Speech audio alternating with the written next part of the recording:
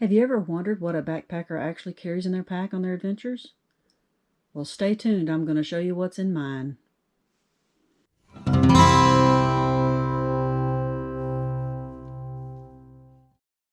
Well, let's get to it. I'm going to start off with my sleep system, which consists of the Marmot Tungsten 2-person ultralight tent. These are the poles and stakes, the tent fly, the tent body, main body. This right here is a piece of Tyvek that's cut to fit just under the bottom of my tent that I use as a footprint. I have a Climate sleeping pad, an inflatable pillow that I keep in a regular mini pillowcase. I've got a homemade pump sack that both of these go into to help keep them dry in the event that my pack got wet. I have a 10-degree UGQ quilt. That's the stuff sack that it goes in. I also use a Nemo Switchback in addition to my sleeping pad. I've cut this down to, I think, maybe 7 sections just to add a little more padding under my hips and shoulders. I'm a side sleeper most of the time, and that's the part that if it's going to get sore, it's going to be the hips and the shoulders, and that just helps add a little bit of cush underneath this. Now, I also use this when I stop for breaks or for lunch. I keep this on the outside of my pack most of the time, and I can take that off, set it down, and I can sit on that if the ground is wet or just hard, or I just don't want to get dirty, any more dirty than I'm going to be hiking. It just makes a nice little seating area on breaks and lunch. That also can be used as a windscreen when you're trying to cook. If the wind's blowing really hard, I can kind of stand that up and it'll block the wind so I can get my meal cooked. So that has multiple purposes. All right, my cook system. This is how I boil water. I have been doing mostly freezer bag cooking, so I don't cook in my pot. I just use this to boil water. This is a Esbit pot that I had bought several years back. That has a little base that comes with it that you put a little Esbit fuel tablet. But I didn't really care for the tablet, so I don't use the base. But I kept the little pot because this is the perfect size, and it's got a little thing on top to pick it up. It's even got this interesting thing on the inside. I think that's to do that, to hang that on there. It doesn't hang very well, does it? Anyway. Inside, I have my, just get it all out. And it's got flip-out handles on it so you can grab it. It's also got the measurements on the inside, the ounces and milliliters, so you can measure out how much water you need for your meal. I've got my can of fuel. A little scrubby. In the event that I decided to cook in my pot, I'd be able to scrub that out easily. A lighter. And my stove. It folds out like the BRS stoves, BSR. I'm not sure the name of that. This is a knockoff brand. It's called Bailey. But it works well. I've had it a couple of years. I've not had any issue with it. But it folds down really easily, very compact.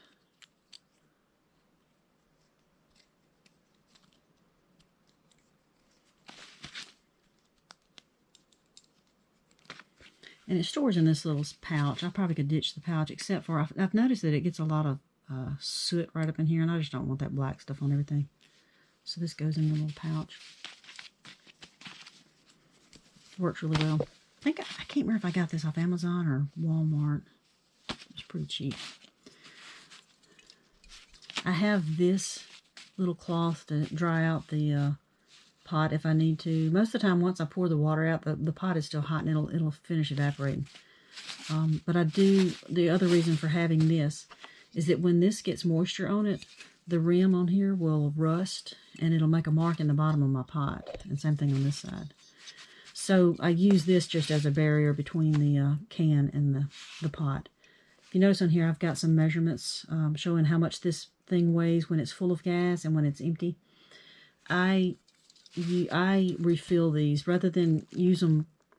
A lot of times you'll use these cans and you'll get close to, it won't be quite empty, but it's not enough to take on another trip. Say if you're gone for a week or two, you don't want to take a partial can and then a full can. So you end up with all these little cans at home and not using them. So I end up transferring gas from one to the other until they're empty.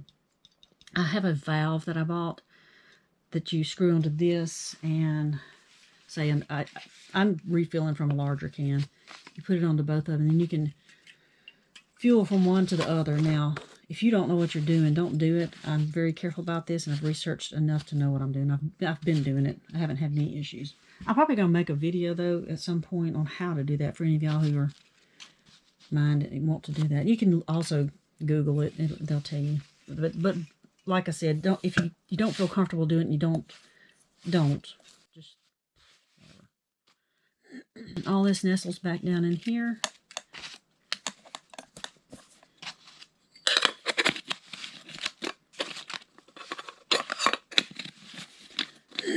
Sometimes this lid will rattle as I'm walking, so when I cinch this down, and then I can take this and pull this back around the bottom and pull real tight. Keeps it from rattling. Up to this point, I have freezer bag cooked, which means you put your dehydrated meal in a freezer bag, you add your boiling water to it, and let it rehydrate, and slip it into a foil type pouch that holds in the heat and lets it rehydrate better. I'm tired of really the freezer bags and keeping up with that smelly bags through the rest of the days till I get to a garbage can. So this upcoming trip in April, I'm going to try something different. I'm going to use this to rehydrate my food in. It smells like oatmeal. This will hold a little over 3 cups, 3.38 cups of water, 27 ounces. This is technically microwavable, so I have no issue putting boiling water into this. I'm hoping to, 1, cut down on trash, 2, cut down on leaks that the freezer bags may develop. I've had it, just a few, get a pinhole leak and then my water leak out inside of this while it's rehydrating. It makes a mess. Plus, this will be a little bit easier to eat out of. It's not as floppy as that bag, and I can just get in here and really, should be easier to eat out of, I'm hoping. But what I'll do is I'll have my meal in here, add my water, stir it up, put my lid back on, and slip it into this pouch. Now, this pouch is designed to hold a freezer bag, and it's just a tad short, but I think I'm going to go with this and try it this next trip, just see how that works. I can make a bigger one if I need to, but I think I'm just going to stick with this. Also, I've got my titanium spoon I bought off Amazon. It's made by Finesse City. It slips right down in here. Stores like that. So that's my cooking. Now, this is my food bag. Inside of here, I have an odor-proof bag that I put my actual food in that ties off, and then this is what hangs in the tree at night, either on a bare cable that's provided by the parks, or a bare box, or if I have to sling my own line and hang it, this is what it goes in.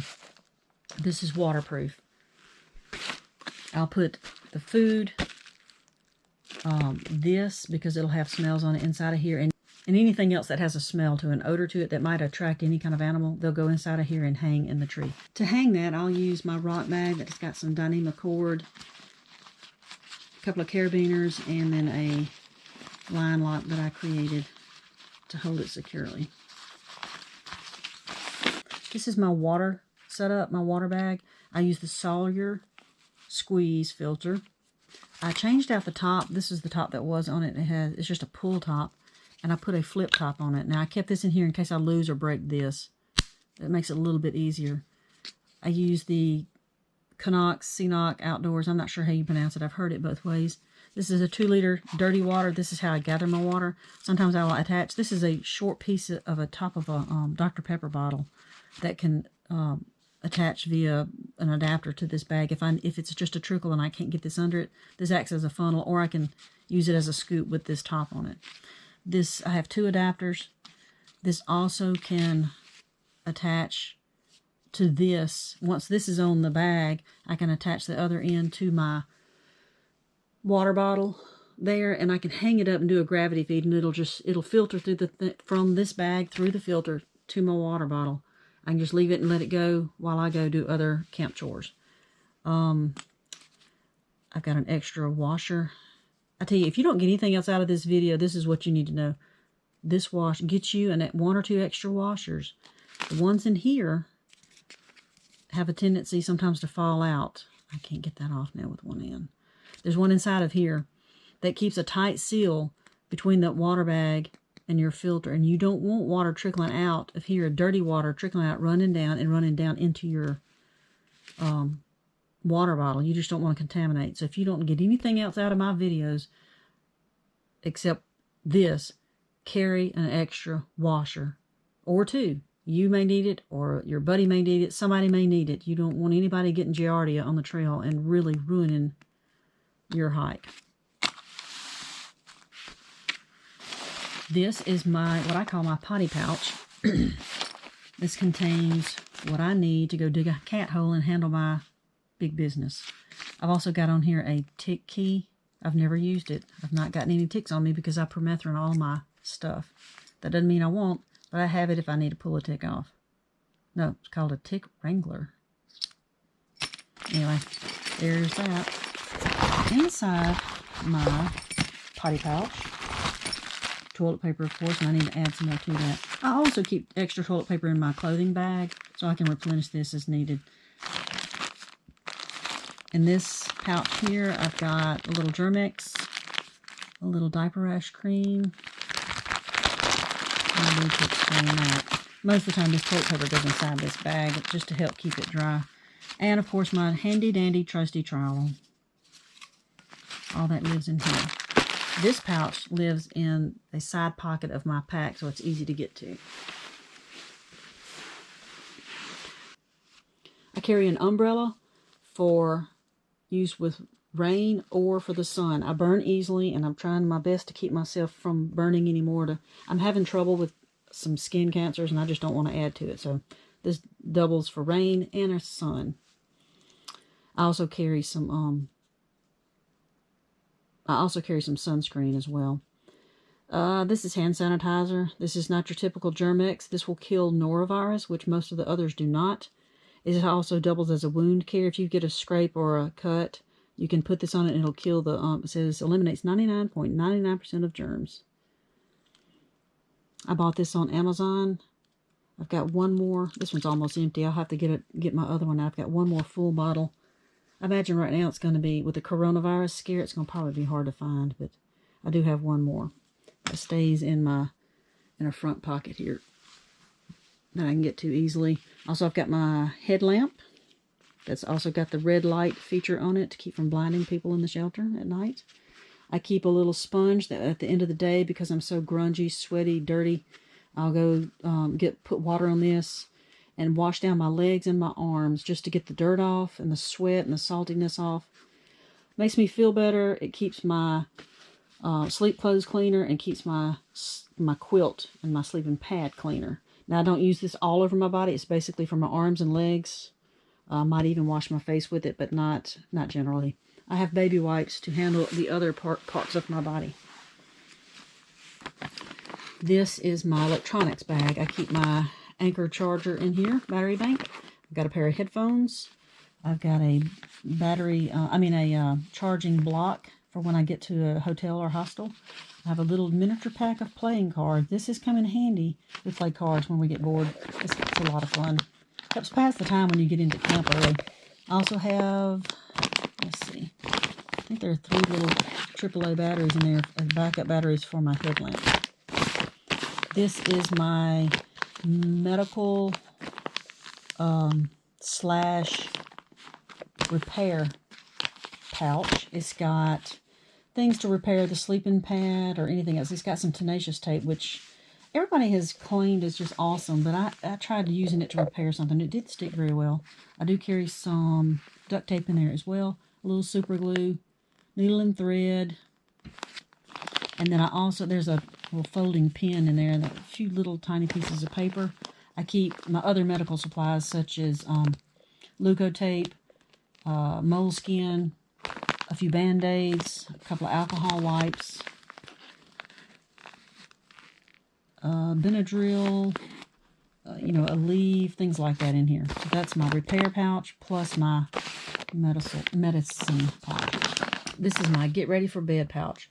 It's got everything I need at night to get ready for sleep.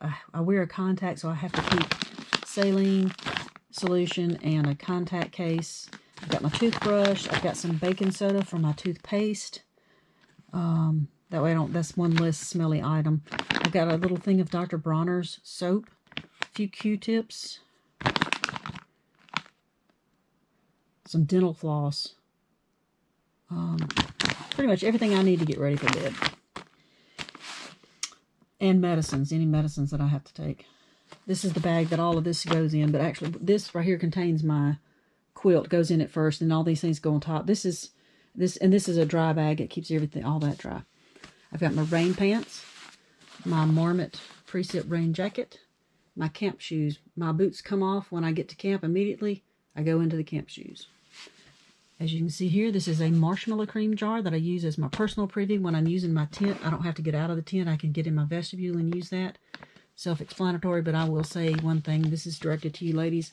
This marshmallow cream jar, because of the way it's made and the texture it has on it, is a lot easier to grip and hold than a peanut butter jar.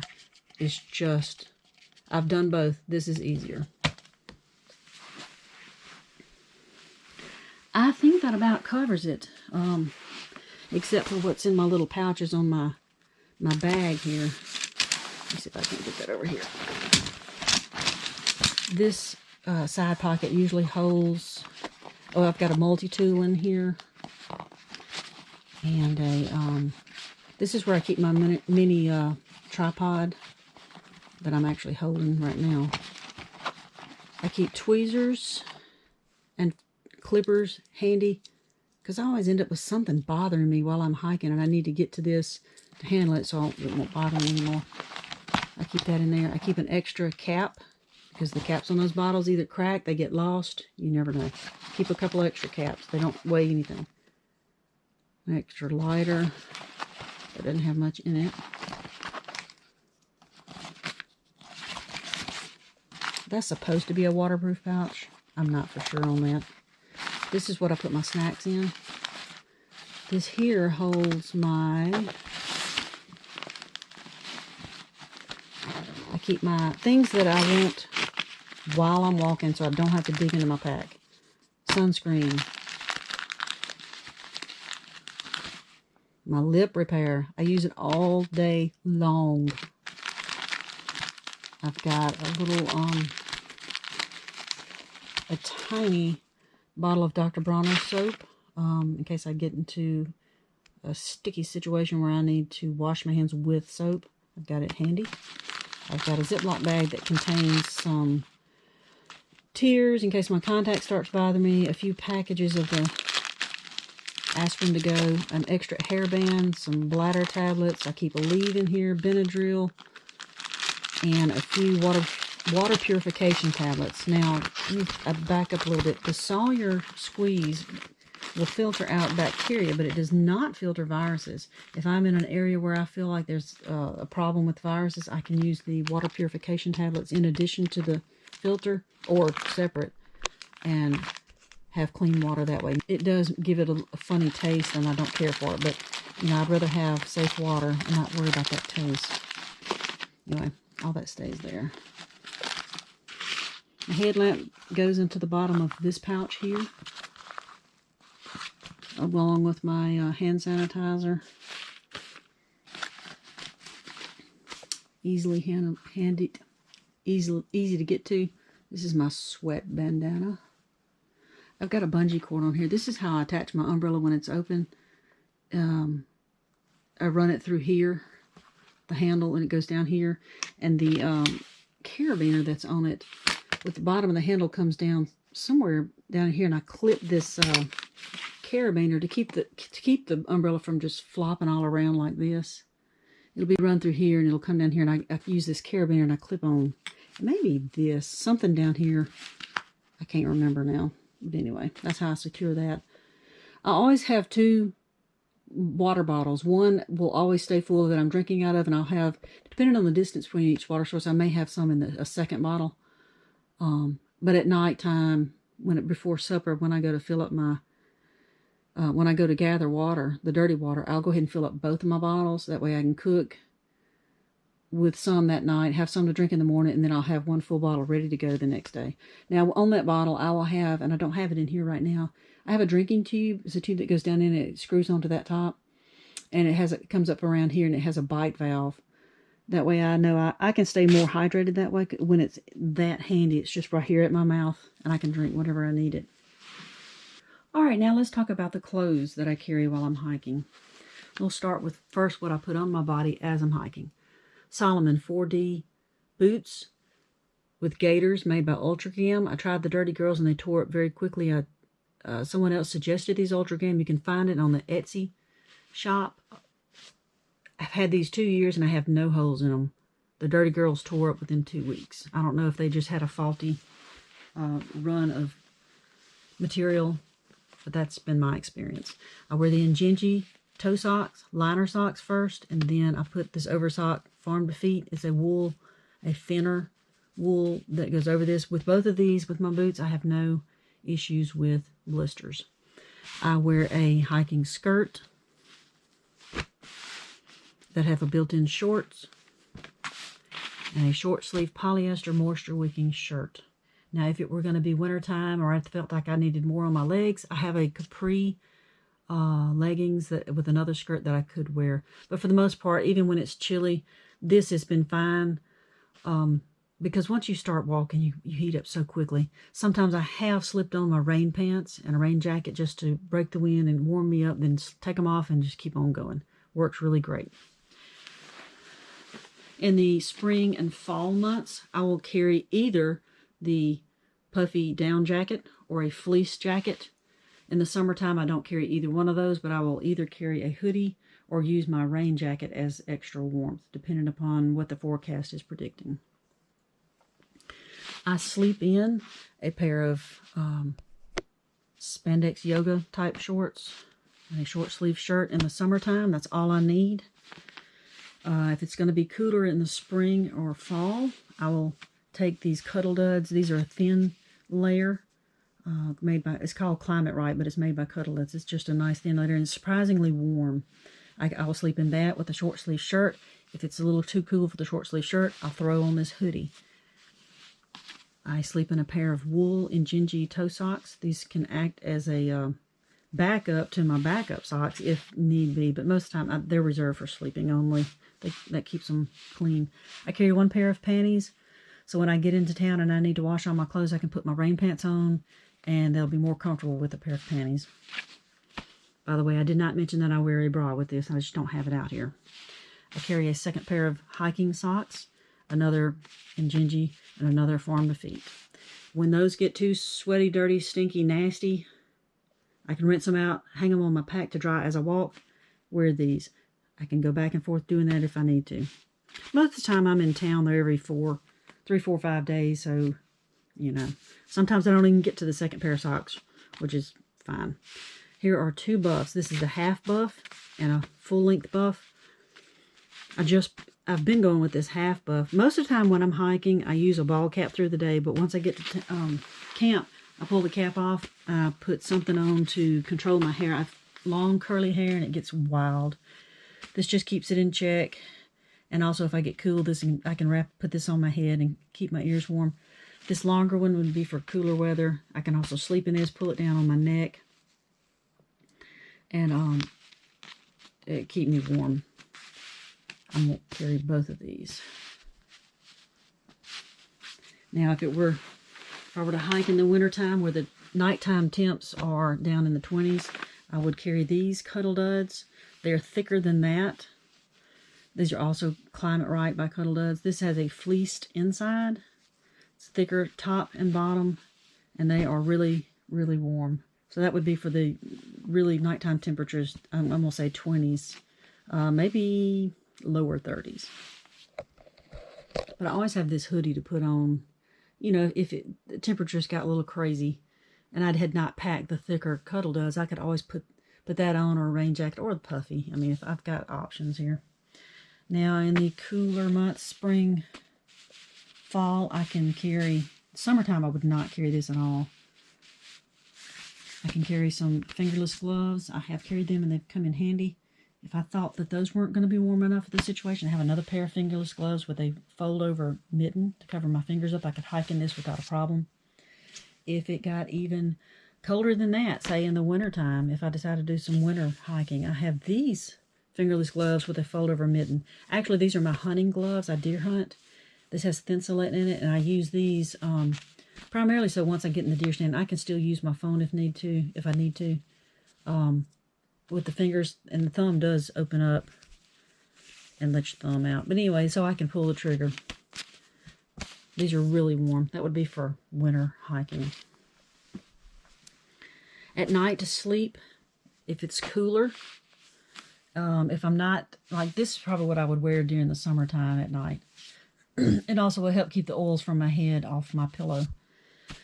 I crocheted this hat. It's got a hole in the top for my hair to go out. Since you lose so much heat when you sleep, it's best in the cooler months and cold months to wear a hat. This is warm. It's made out of polyester. However, the problem with this hat is it won't stay on my head as I'm sleeping and turning, tossing and turning. I solved that by putting a balaclava on with it. This goes on first. This goes over it. This also comes down my neck to keep in some heat, to make me a little bit warmer. It's still a little cumbersome, so I ended up crocheting recently a 100% wool cap with ties around the chin. That should stay on my head, keep me very warm, and I shouldn't have trouble with losing it during the night. In the summertime, if I won't be carrying the puffy or the fleece jacket, I might even ditch the hoodie to save weight because I always have a rain jacket on I can put on to just warm me up a little bit. However, I will carry these cycling sleeves. I can, starting out in the morning, sometimes it's cool, and especially with a short sleeve shirt, I'll have these cycling sleeves on. I can pull them off down the trail when I warm up. They're easy to take off and stuff in a pocket. I don't have to take my pack off to take a jacket or a hoodie off. I got these cycling sleeves off Amazon. They've worked very well, but I only do that in the summertime. They don't pack with me in the winter because I have other things that I can use. That about covers it. Now let me show you. All right, I've got a trip coming up in April, and I will be in Virginia. So I plan on taking, this is what I'll have on my body, plus a bra. I will take the puffy, most likely. Leave the fleece. These will be my sleep clothes. I will take the hoodie, of course the panties, the extra socks, both buffs. I will not take the cycling sleeves. I might take this hat. Just depends on temperatures when we get to that time. I will see about gloves. I will probably carry one or the other of these. We'll see at that time what the temperatures are going to be like.